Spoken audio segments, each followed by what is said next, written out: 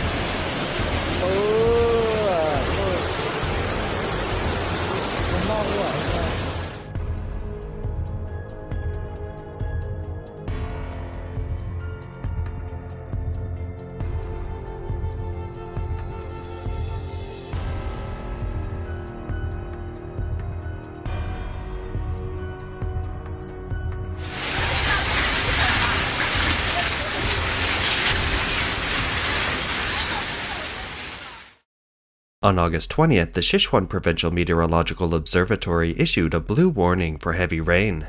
It's predicted that this round of rain will last from August 21st to 24th. During this period, most areas of Sichuan will experience showers or thunderstorms, while the western and southern parts of the Sichuan Basin will experience heavy rain to torrential rain.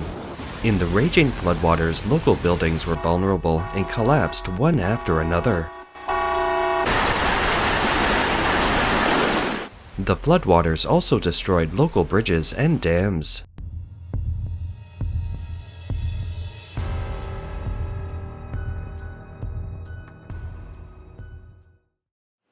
Around 5 a.m. on August 20th, a sudden mudslide struck Tuanjie village in Yunnan Province, destroying villagers' homes and leaving behind mud and fallen branches.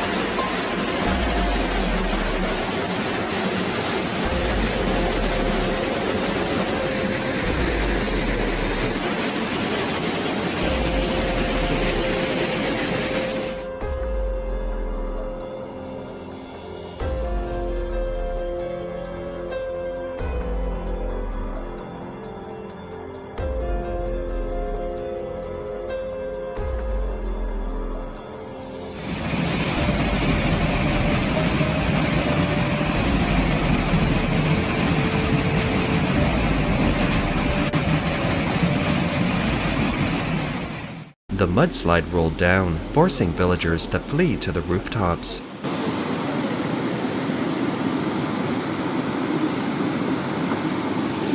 Although the official media reported that the Yunnan mudslide occurred at 5 a.m., villagers in Tuanjie village said it actually occurred in the very early morning, when many villagers were asleep, leaving them too late to flee.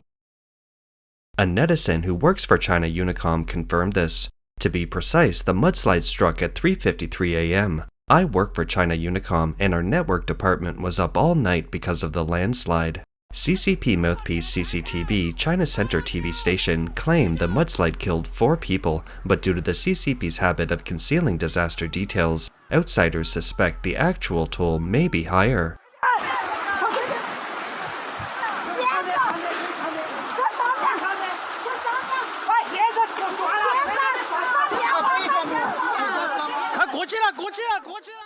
Enyong village was also severely affected. Local villagers said some low-rise houses were almost completely submerged by the mudslide, and the roads leading out were either washed away by the river or covered by the landslide.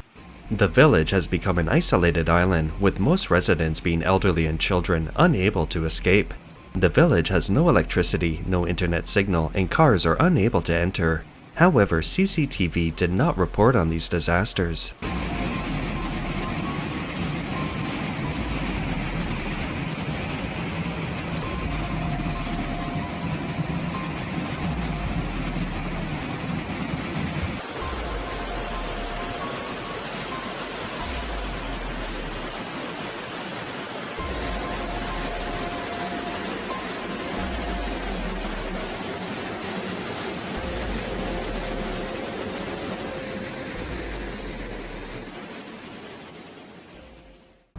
In addition to the heavy rainfall in Yunnan Province, many regions in China have experienced heavy rain, such as Shaanxi Province, which has also experienced heavy rain and flooding.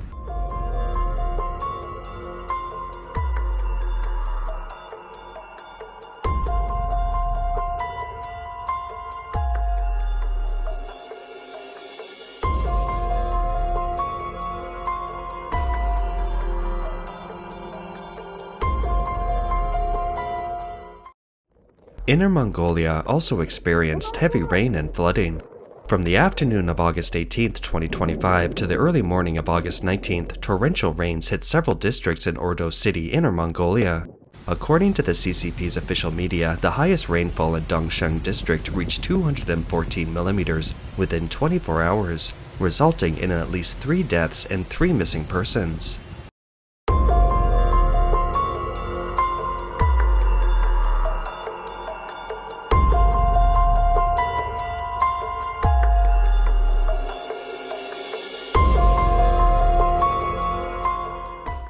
Rather than focusing on helping disaster victims evacuate, the CCP's local governments are secretly releasing floodwaters when people are in danger.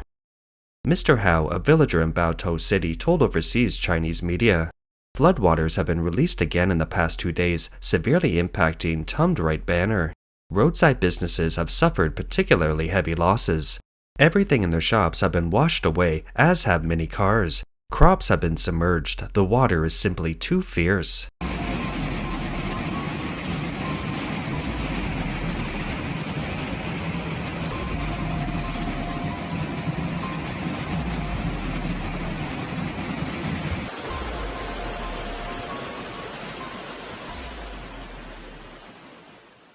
Even more absurdly, the floods in Inner Mongolia have affected Shenmu City in Shaanxi Province. On the afternoon of August 20th, floodwaters flowed from the Wulan River in Ordos City, Inner Mongolia Autonomous Region, into the neighboring city of Shenmu, Shaanxi Province, where it was renamed the Kuya River.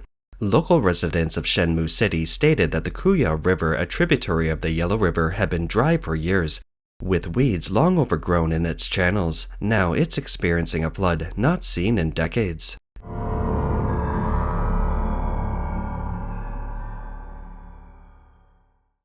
Miss Lee from Shenmu City confirmed. The Inner Mongolia floodwaters pass through Shenmu City, Shaanxi Province. The entire river channel is flooded and there is no grass to be seen. The water is really strong and flowing so fast. The vegetable fields and cornfields are gone, and there is a lot of garbage washed away. The floodwaters push down from upstream, bringing down many large tree stumps and cows.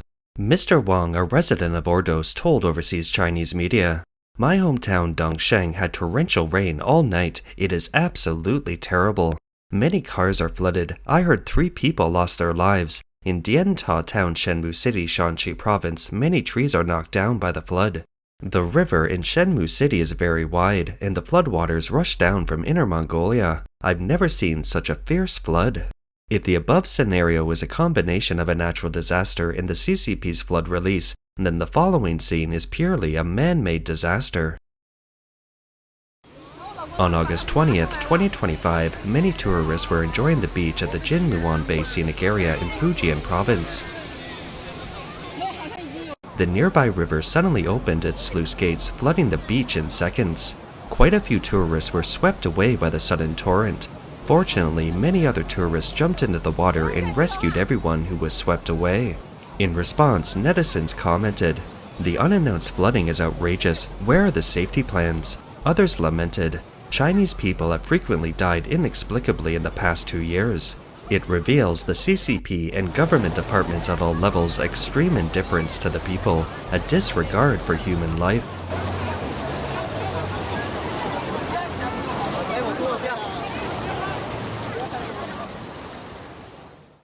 On the afternoon of August 18th, a sudden hailstorm struck Inner Mongolia. The largest hailstones were as big as eggs.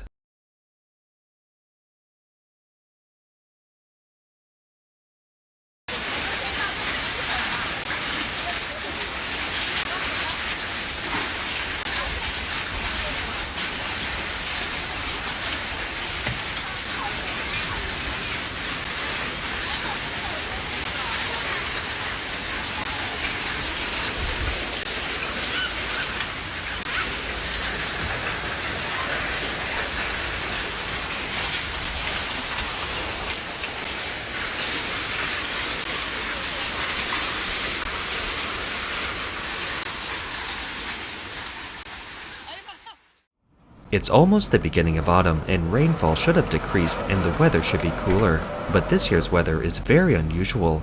The Central Meteorological Observatory of China predicts that over the next 10 days, rainfall will continue in eastern Inner Mongolia, northern North China, northeast China, and southern Tibet.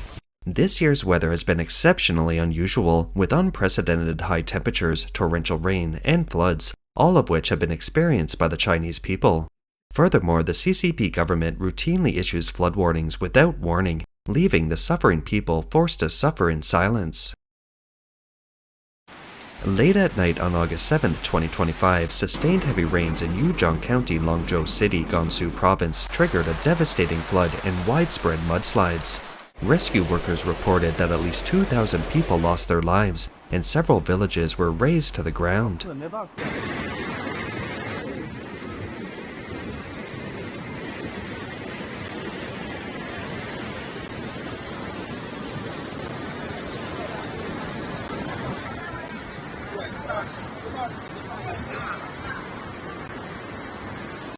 The CCP authorities organized rescue teams to showcase their party's great kindness on CCTV. On August 18th, the rescue efforts in Yunnan County concluded and large-scale machinery began to withdraw from the disaster area. But the reality behind the scenes is heartbreaking. A philanthropist, Mr. Wang, told overseas Chinese media, "I went to the disaster area and was heartbroken. The elderly peasants are still eating instant noodles and drinking mineral water that costs 7 cents a bottle. Where do all those donated 14 cents a bottle of mineral water and all the Nongfu spring water go? I have no idea. Some victims don't even wear clothes. Their clothes are covered in mud. They have no way of making ends meet. These relief supplies can't be handed over to the government. I actually regret handing them over to the government." Ms. Zhang, one donor, also expressed her distrust of the Chinese Red Cross. Supplies donated from all over the country can't reach the victims. Donations to the Red Cross don't go to the disaster victims. Now, instead of adding icing on the cake, we've formed a charity team to deliver supplies directly to the affected villages. Everyone was just carrying instant noodles, eating them every day.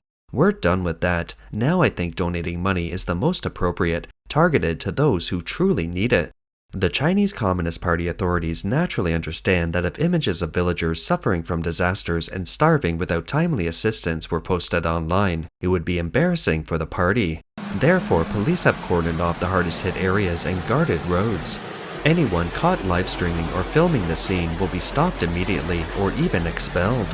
Why would a government that claims to represent the interests of the people be afraid of the truth being spread about the people's suffering? Because it would undoubtedly smear the party's glorious image. The concerns of caring individuals are not wrong.